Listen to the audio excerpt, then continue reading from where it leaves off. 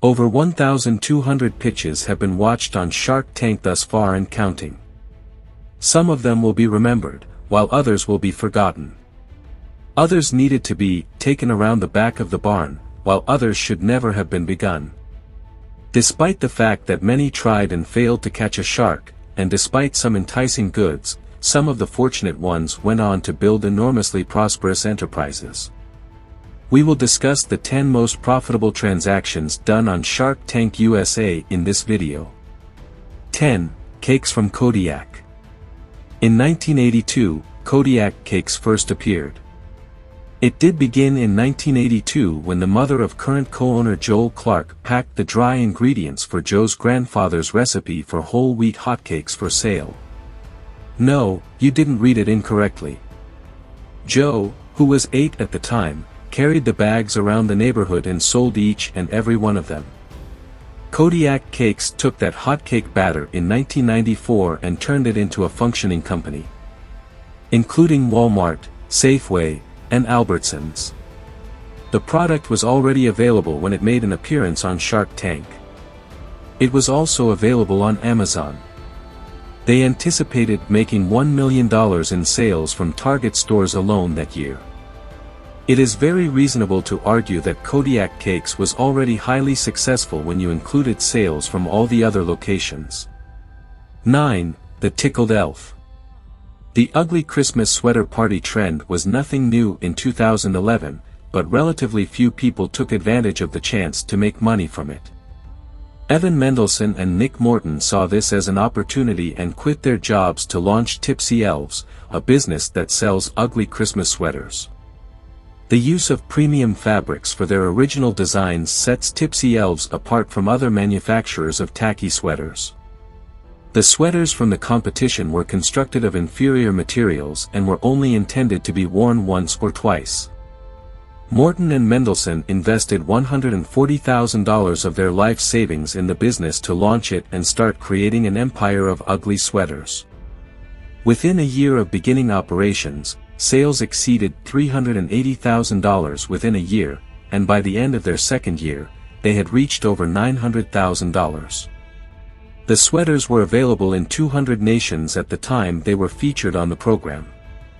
As a result, Robert Herjavec gave them a contract for 10% of their business as a result of their commitment and enthusiasm for the venture. Since then, Tipsy Elves sales have increased to over $125 million, and the company now offers a variety of additional goods, including clothes for both men and women. 8. The Just Fit Board.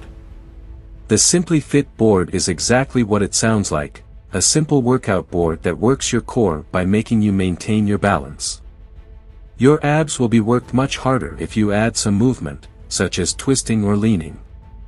By the time the item made its Shark Tank debut, it was produced in a factory in Colorado, came in 5 different colors, had sold 28,000 copies, and had generated sales of more than $1 million.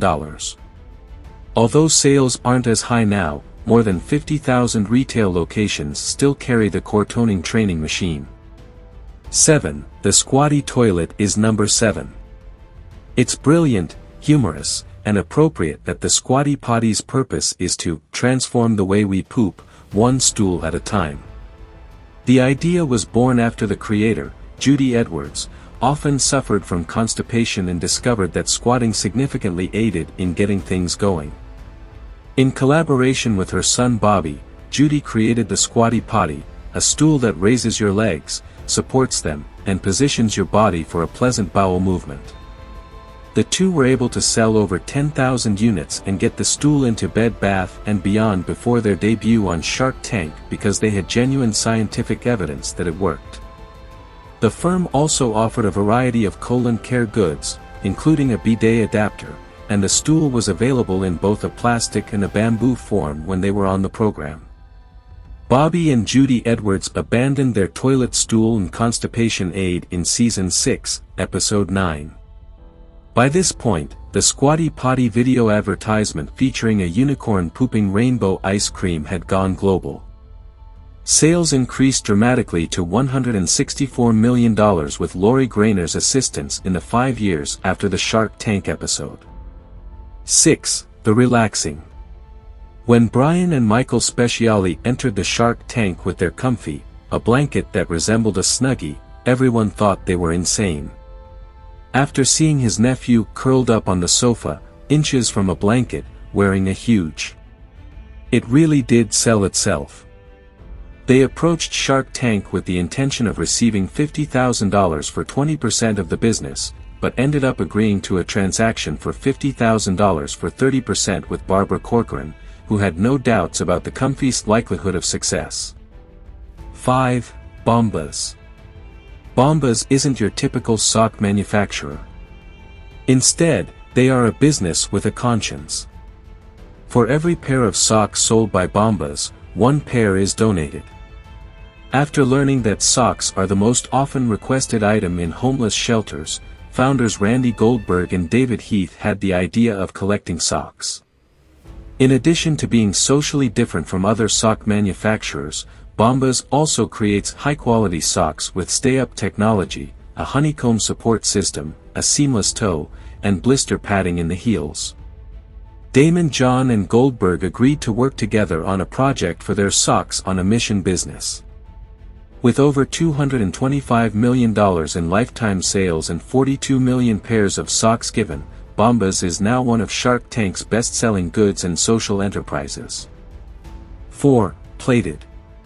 Plated was a meal kit subscription business that delivers fresh ingredients and chef-designed dishes to customers' homes and was featured in episode 22 of season 5 of Shark Tank. It was founded in 2012 by two Harvard Business School graduates, Nick Taranto and Josh Hicks. The owners, who took pride in utilizing fresh, locally sourced products and distributing each pre-packaged meal, went to Shark Tank looking for $500,000 in exchange for 4% of the business. In 2015, Plated's revenue surged to over $100 million, a dramatic increase from the company's early years when sales were sluggish. Even with Kevin O'Leary's partnership, Plated had trouble turning a profit. But the founders' perseverance paid off, as in 2017, Albertsons, the world's largest grocery retailer, purchased Plated for $200 million plus other bonuses. 3. Scrub Daddy. Aaron Krause is the founder and developer of Scrub Daddy, a sponge whose hardness varies with the temperature of the water. Aaron Krause has a solid background in the automotive sector and has owned and operated an aftermarket automotive shop. Krause's created the Scrub Daddy, knowing how difficult it may be for a mechanic to clean accumulated oil and filth. In Season 4, Episode 7, Aaron Krause entered the Shark Tank with a potent pitch and an even potent sponge. Aaron tried to convince the Sharks to invest $100,000 in exchange for 10% of his business. A deal with Lori Grainer for $200,000 for 20% was the end outcome. Currently, Scrub Daddy sells over 48 products in over 30,000 retail locations in 17 different countries. 2. Everlywell. Home health testing kits are produced by Everlywell, a digital health business. Food sensitivity is one of the various in-home test kits offered by Everlywell, which uses blood, saliva, or urine to screen for a variety of health conditions. Julia Cheeks, the founder, went on Shark Tank in Season 9, Episode 12 with the hopes of receiving $1 million for 5% of the business. She ultimately closed a $1 million agreement with Lori Grainer for her business selling at-home health testing kits. Everlywell has gone through several investment rounds and sold over $140 million in retail sales in only 3 years after making its appearance on Shark Tank. As a result, the firm now generates $4 million in yearly income and is thought to be worth $175 million in total. 1. The books. Some of the most successful businesses to participate in Shark Tank were unable to close a deal with even one panelist. Nearly 5 years after the Sharks passed on Ring, a video doorbell firm, Amazon eventually purchased it for $1 billion.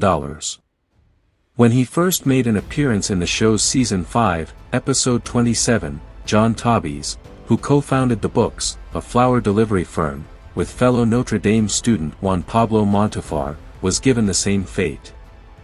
3 years later, however, Robert Herjavec changed his mind and chose to invest after successfully employing Tabi's service during his wedding. Sales for the business have already reached $100 million overall. It demonstrated that the books were one of the most popular goods, despite not necessarily being related to the episode they appeared in. Not every brilliant company concept gets the chance to be shown on Shark Tank. According to some estimates, a little over half of the contestants who advance to the next round get a contract. But the Shark Tank experience still has some lessons for the rest of us. Perseverance is actually the key to success, since most of these products would not have made it onto store shelves if their inventors had given up after the first setback. What item do you believe ought to be included on this list? Comment below and let us know. Please remember to like and subscribe for more thought-provoking and entertaining videos.